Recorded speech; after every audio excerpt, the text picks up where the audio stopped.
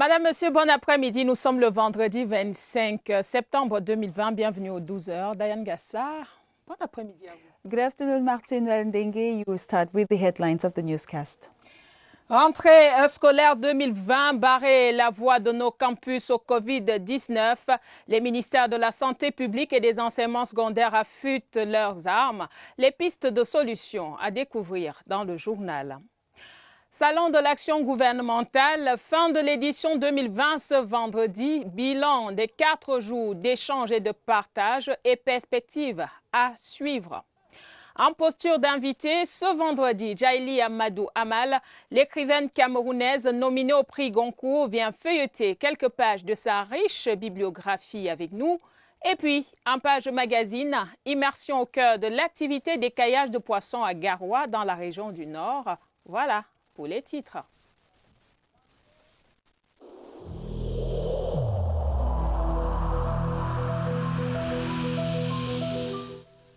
Le port du masque dans l'espace public restera obligatoire jusqu'à nouvel ordre.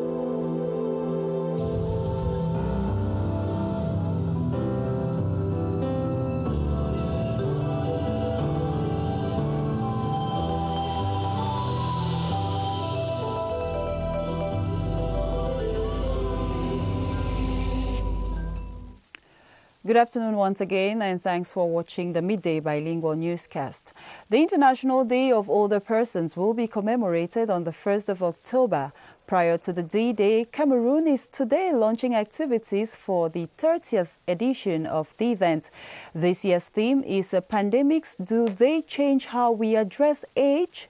Anti-aging the elderly in terms of health care, given vulnerability to the health crisis. Cynthia Saptala is at the Missionary Sisters of Charity hospital situated at Simbok here in Yaoundé, where the ceremony is actually taking place. Hello, Cynthia.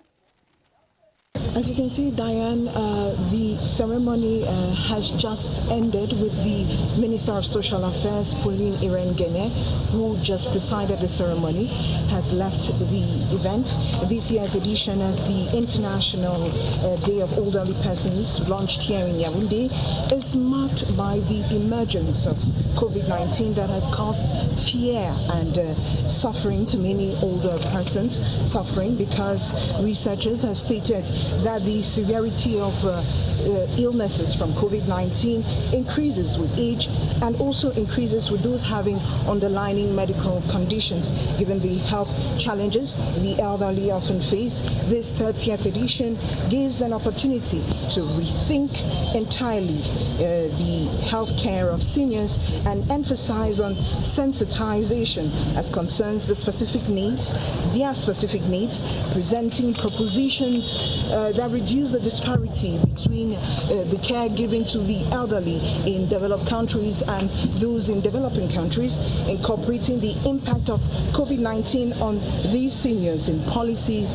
planning and healthcare attitudes. Today's launching, as you saw, has brought together some of our elderly catered for by the Missionary Sisters of Charity in Simbok, and after the word from the minister, there will be free rapid test of COVID-19 of about 2,000 older persons in the Central region, donations and sensitizations. I'm Cynthia Saptala reporting for the news.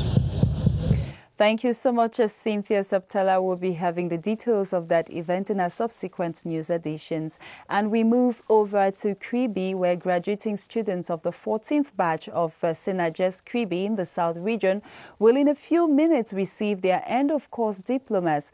Christian Citizenship and Volunteerism for a COVID-19 Free Cameroon, the 109 instructors of youth and animation spent 2 years of training and are now ready for the job market. The ceremony will be presided at by Youth Affairs and the Civic Education Minister Mununa Futsu. Cyril Wazeke is standing by in Kribi with updates of the graduation ceremony. Hello, Cyril. How are events over there?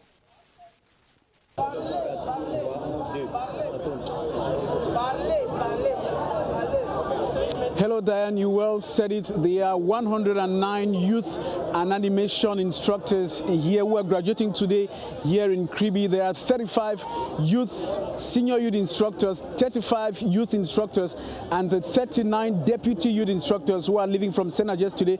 It's been 2 years long of training, and they are ready for the job market. The Minister of Youth and Civic Education, Mununa Futsu, will be here to preside over this ceremony. Quite important. The batch has been Christian volunteerism, and of course, in this time of COVID, it's volunteerism and free COVID-19 batch. Quite important to tell you that they are ready for the job market, and as well, the minister will equally during the ceremony be telling them that wheresoever you are called, you should be ready to serve. That's all what we can be telling you as we wait for the ceremony to begin out here in Kribi, where I sign off for the Midday News.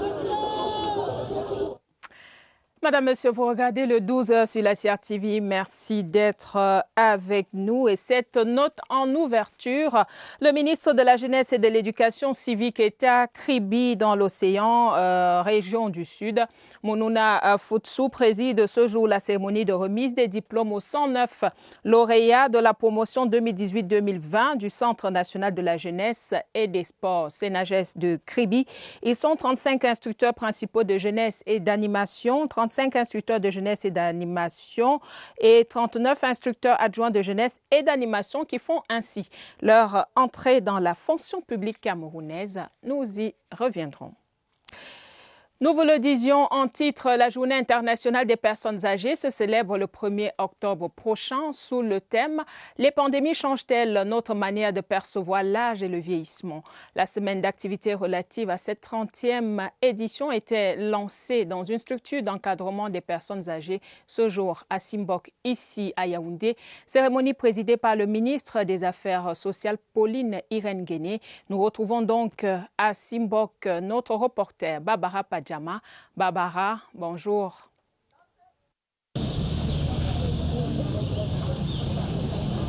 Diane, Martine, ces vieux ont 30 ans aujourd'hui.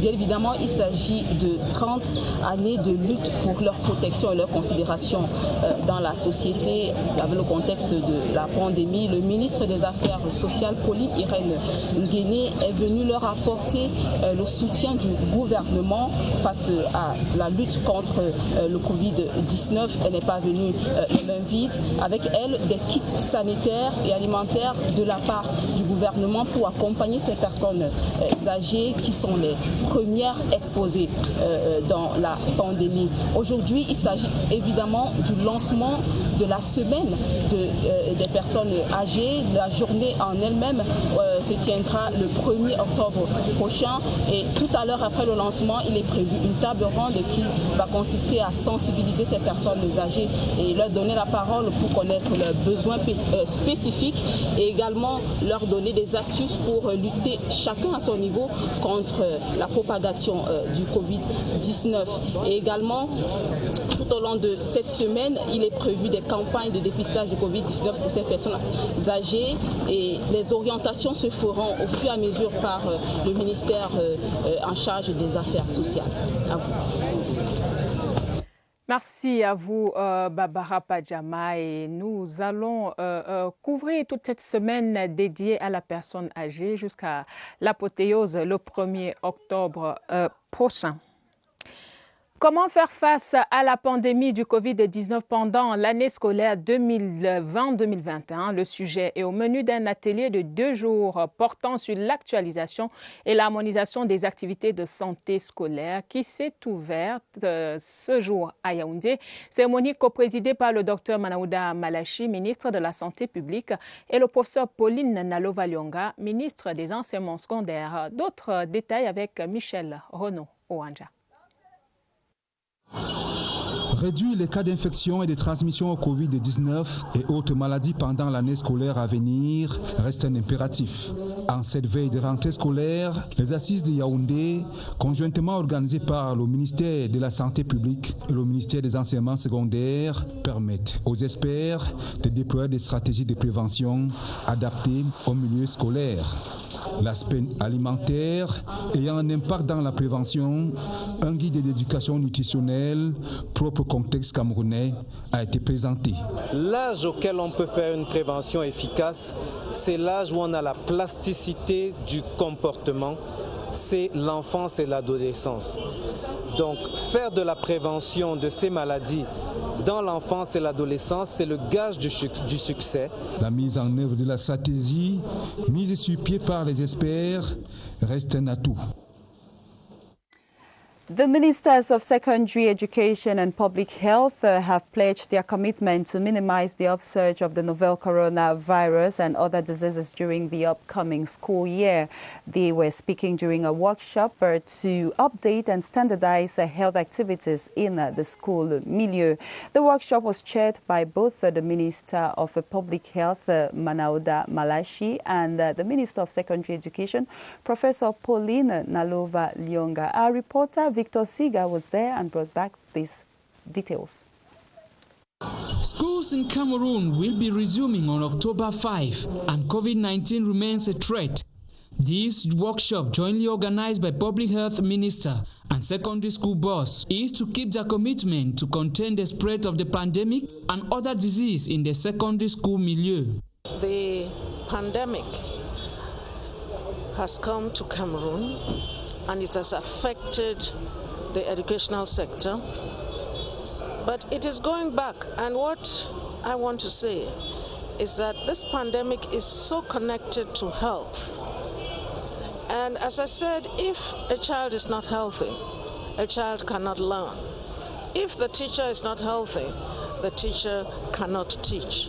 In this regard, a nutrition education manual in both official languages on good cooking and feeding habits was presented by health experts. This guide was developed by about 50 experts from the health world and the education world. The point being promoting a clean, balanced diet for our children within the school milieu. The two-day workshop is aimed at ensuring a COVID-19 free back to school.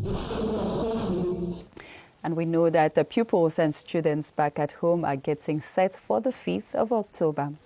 And we take you now to the Government Action Fair, where the 2020 Government Action Fair SAGO is about now closing its doors after 4 days of exhibition that brought the contact with public and private enterprises and institutions. In the following report, Luma Slim Davis takes a look at how the fair will help improve on the communication of administrative institutions.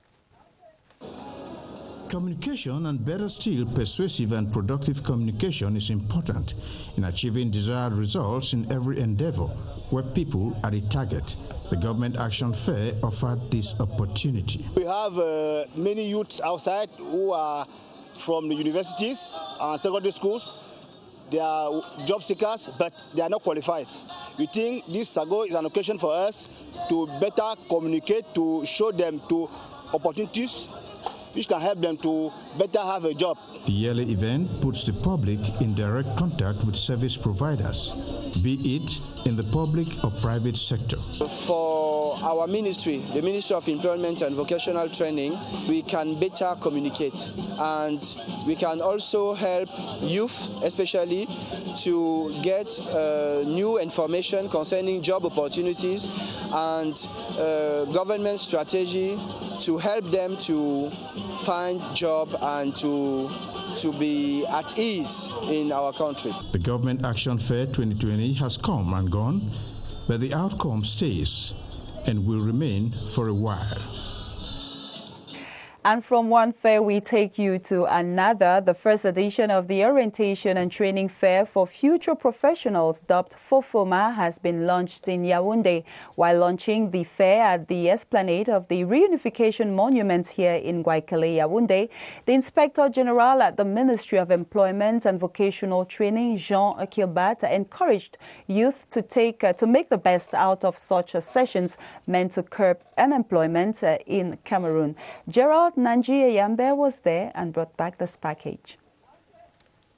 Enthusiasts of culinary art, pastry and other related fields are receiving orientation and training that will enable them add value to what they intend to do in the future. When you go in the market of employment, they don't ask you what diploma you have. They ask you what you know. That is the importance of sensitizing people to change the approach now. They have been advised not to rely only on their certificates, but to acquire hands-on training in varied fields in order to be their own bosses. The orientation will be focused on autonomization, how young Cameroonians can be autonomous, financially autonomous. With it, they can better start up a project, start up a business which they can earn themselves. This initiative falls within the framework of government development policy and equally intends to improve the information and management systems on the labor market.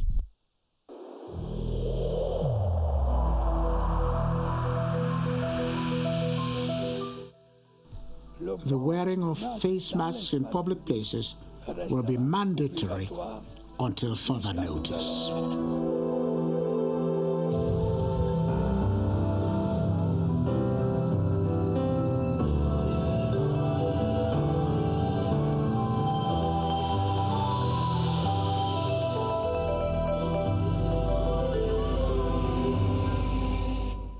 Nous vous annoncions un invité culture en début de journal, l'écrivaine Djailil Amadou Amal. Nous avons l'immense honneur et bonheur de recevoir ici sur ce plateau Jean-Pierre Dikongé Pipa, réalisateur, scénariste et producteur. Bonjour et bienvenue sur notre plateau. Bonjour, s'il vous plaît, enlevez Jean-Pierre. D'accord, Dikongé Pipa. Tout court. Dikongé Pipa nous fait donc l'honneur de venir sur le plateau du 12h. Merci d'être venu. Alors, l'actualité annonce la projection de votre film Munamuto, Étalon d'or Yenenga en 1976 et ce soir à la salle Citabela. Dites-nous, qu'est-ce que ça vous fait à chaque fois qu'on projette ce film-là? Non, ça ne me fait rien. Ça montre que j'ai travaillé. J'ai cru à mon travail. Parce que Munamoto, d'où sort Munamoto? Ce sont mes souvenirs d'enfance. J'ai écrit Munamoto sur mes souvenirs d'enfance. J'ai écrit ça à Paris, ce n'est pas à Douala. Eh bien, j'ai tourné à Douala. Mais c'est le souvenir d'enfance. Ça veut dire que la culture est profondément ancré dans nous. Jusqu'à présent, Dikongé Pipa, vous êtes le seul Camerounais qui à avoir reçu les talons d'or de Yenenga au FESPACO, c'était en 1976. Et le festival vous a également fait honneur en dédiant un monument à votre honneur, si je peux me répéter ainsi. Vous avez également reçu l'écran d'honneur 2016 du festival Écran Noir de Yaoundé. Que de prix pour un monument que vous êtes. Est-ce que ça vous encourage, est-ce que ça vous donne encore la force de poursuivre dans cette lancée-là? Oui, mais je n'ai qu'un regret parce que je n'ai pas fait le film que je voulais. Je voulais faire le film sur Oumyobé et je ne peux pas le faire sur les chemins de Boumyébel. Et pourquoi vous ne pouvez pas le faire? Parce que c'est comme ça. C'est comme ça. Je ne peux pas vous expliquer pourquoi, parce que ce n'est pas l'objet de mon interview. Mais je voudrais le faire parce que je voudrais rendre hommage à un Camerounais qui est mort pour nous tous, Oumyobé. Il est mort pour nous tous, le 13 septembre 1958. Alors, le message est certainement passé. Alors, Dikongé Pipa, c'est quoi votre actualité après la cérémonie de ce soir? Est-ce que vous avez un film en vue? Est-ce que vous avez un projet que vous avez achevé ou que vous êtes en train de terminer? C'est ce projet que j'avais sur les chemins de Boumyébel. Sur les chemins de Boumyébel, mais que je ne peux pas faire. non seulement, ce n'est pas parce que je suis incapable, parce que non, je ne peux pas trouver des comédiens blancs français qui vont accepter de faire le film. Il faut que parce que je ne fais pas le cinéma au hasard. J'ai commencé par le théâtre. J'ai commencé par le théâtre. Je suis venu du théâtre pour aller au cinéma. Et Dieu merci, j'ai peut-être eu un petit succès. Mais pas un petit, un grand succès. Un grand succès. Une reconnaissance à plusieurs niveaux.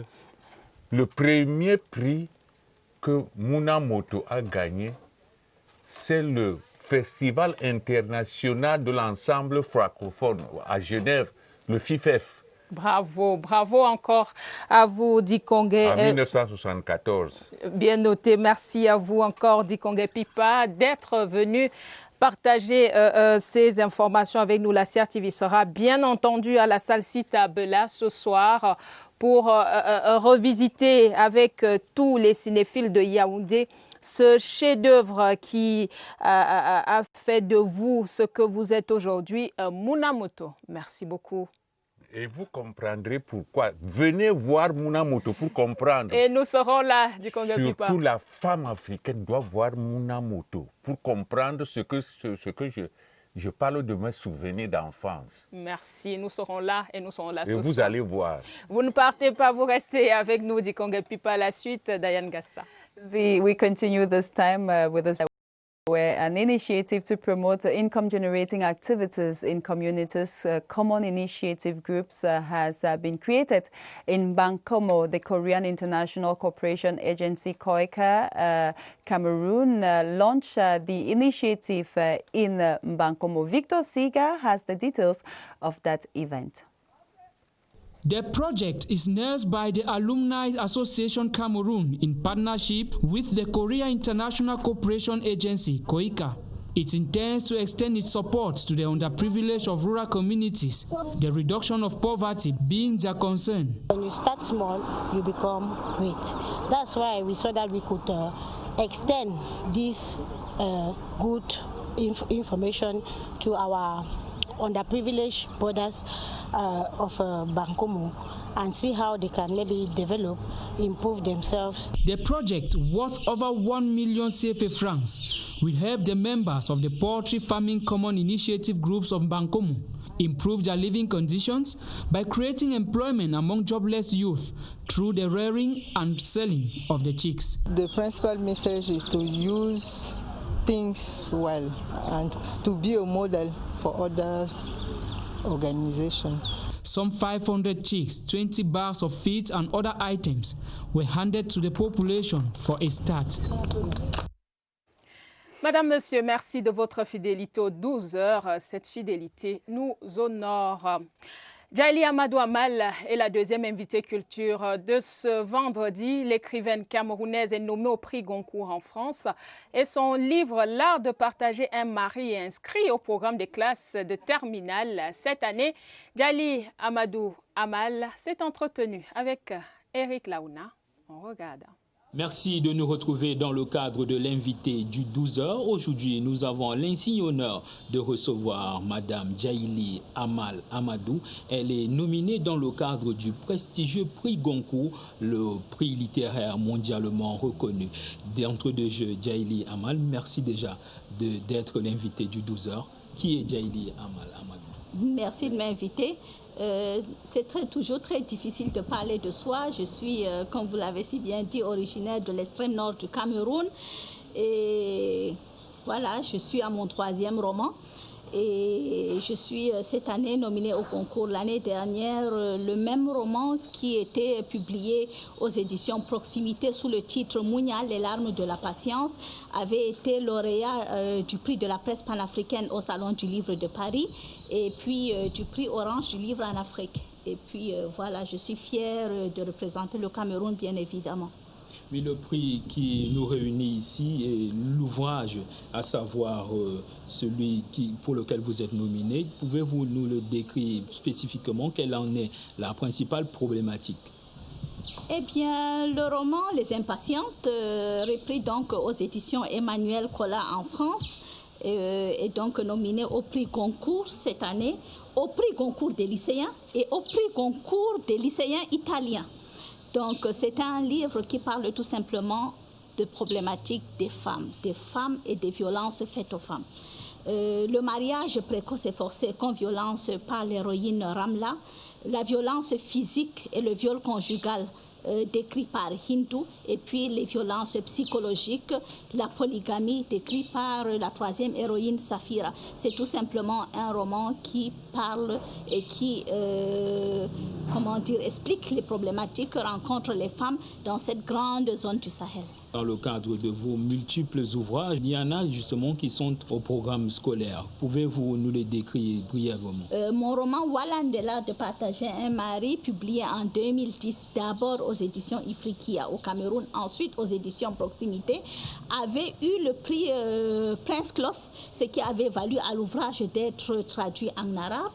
Et puis là, nous sommes sur une coédition au Sénégal en Wolof, une édition bilingue Wolof-français, et puis une coédition en Côte d'Ivoire. Et puis là, ça serait aussi repris par l'Alliance des éditeurs indépendants dans la collection Terre solidaire, qui faudra à l'ouvrage d'être coédité dans plus de 9-10 pays en Afrique. Et cet ouvrage, justement, est cette année inscrit au programme scolaire dans les classes de première et terminale du système anglophone. Évidemment, j'avais accueilli cette nouvelle avec énormément de fierté. Être lu par des adolescentes, pour moi, c'est la plus grande des récompenses. Aujourd'hui, avec le vivre ensemble et tout ça, la région du Grand Nord qui est représentée, dont on parle dans les coutumes, dont je parle dans le roman, évidemment, enseigner dans le lycée, pour moi, c'est la plus grande des récompenses. J'en suis très, très fière. Jaili Amadou Amal, auteur du livre Les Impatientes, lauréate et nominée au prix Goncourt édition 2020. Merci une fois de plus d'avoir été l'invité du 12h. C'est toujours un plaisir. Merci à la CRT. And thank you to you, Eric Laona, and your guest. We must say, L'Art de Partager un Mari is a must-read novel for every woman, not only in Cameroon, but across our borders. And we announce you this beautiful magazine at the start of this newscast. This feature story is taking us to Gara in the North region, where we are going to discover the scaling of fish by young Cameroonians. You know, even in Yaoundé, you see young boys scaling fish for women in markets. Let's go discover exactly what's happening in Gara with Luisa Akwanka Achato. Other piles of fish observed to be significantly smaller these days than is the norm. Sellers and buyers negotiate intensely and purchases are done. Hovering around these are fish scalers whose services are solicited by buyers for cleaning purposes. It saves us a lot of time because upon arrival at home after purchase, I simply rinse and cook at once without having to clean up the fish, thanks to the activity of these young men. The fish market, sprawled close to the bridge on River Benue, like similar markets throughout the city of Garwa, is a favored venue of activity for young men who specialize in scaling and disemboweling of fish freshly caught and brought in by fishermen. Lately, however, specifically since the commencement of the 3-month-long prohibition period of fishing activities on the Lactor Lake and the river itself, scalers are finding it harder and harder to meet up with their needs as customers become fewer. I used to reap a lot from cleaning fish. We hardly get that nowadays, as available fish is limited in supply. We are at a loss as to how to satisfy our needs with a slowdown of fishing activities. They are nonetheless aware of and are willing to endure during the next 3 months the stipulated time imposed through a gubernatorial decision which targets allowing for the multiplication of fish species.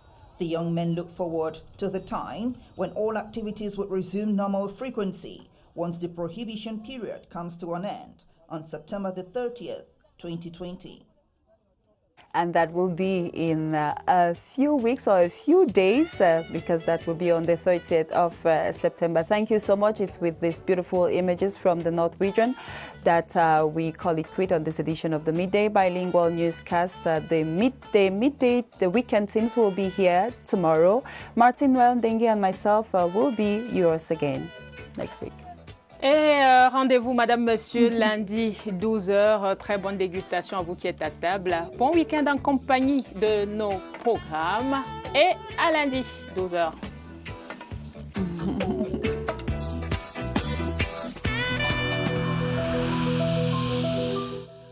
Il est essentiel que les mesures qui ont été indiquées soient absolument respectées par chacun de nous. Lavez-vous régulièrement les mains à l'eau et au savon ou à l'aide d'un gel hydroalcoolique. Restez à au moins 1 mètre de distance des autres personnes, surtout si elles toussent, éternuent ou ont de la fièvre. Si vous avez de la fièvre, de la toux ou des difficultés à respirer, consultez un médecin.